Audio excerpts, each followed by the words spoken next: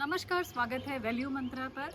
और आज की कहानी है कुछ पाना है तो स्वयं को छोड़िए। एक बार एक राजा की शुरू से ये इच्छा थी कि मैं जो है सत्य को प्राप्त कर लूं और इस जीवन से मुक्ति को जो है वो प्राप्त करूं।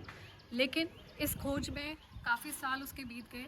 एक बार एक संत जी से मिला।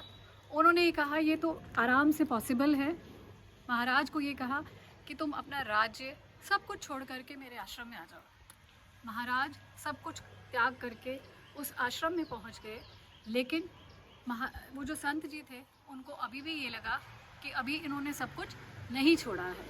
उन्होंने राजा को ये ऑर्डर दिया कि तुम 1 महीना ये आश्रम का जितना भी कूड़ा करकट है वो तुम उठाओगे। राजा जी ने ऐसे ही करना शुरू किया।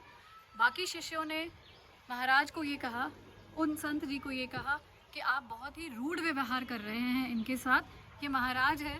लेकिन उन संत जी ने ये कहा कि इनको जो सत्य की खोज है उसके लिए इन्हें स्वयं को छोड़ना पड़ेगा।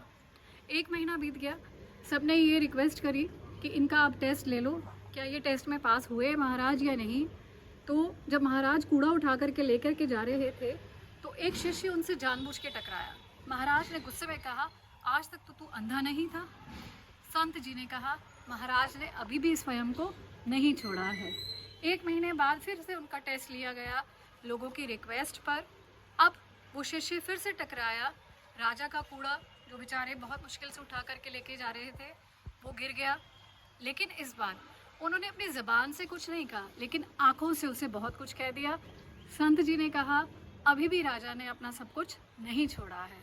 तीसरे महीने फिर से जब उनका टेस्ट लिया गया, वो शिष्य दोबारा से उनसे टकराया और इस बार राजा ने ना तो शब्दों से ना ही अपनी आंखों से कुछ कहा।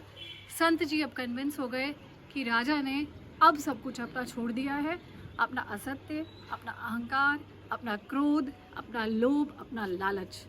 तो तब से उनको सत्य की शिक्षा जो थी वो महाराज जी देना शुरू हुए।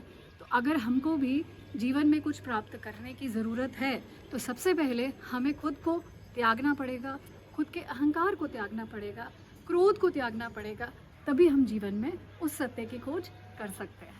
Thank you and stay connected. Bye bye.